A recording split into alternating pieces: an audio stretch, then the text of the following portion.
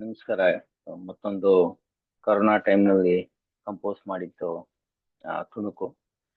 Corona ಟೈಮ್ನಲ್ಲಿ ನಿಮಗೆಲ್ಲ ನೆನಪಿರೋ ಹಾಗೆ ನಮಗೆ ಹೊರಗಡೆ ಏನು ಚಟುವಟಿಕೆ ಇರಲಿಲ್ಲ.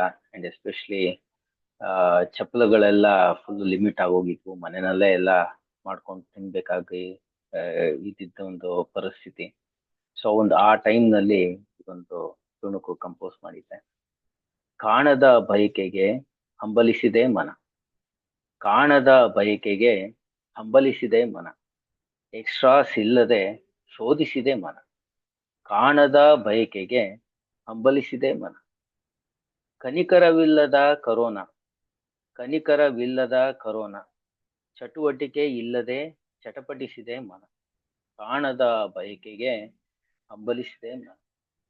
ಹೇಗಿತ್ತು ಹೇಗಾಗಿದೆ ನಮ್ಮ ಜೀವನ.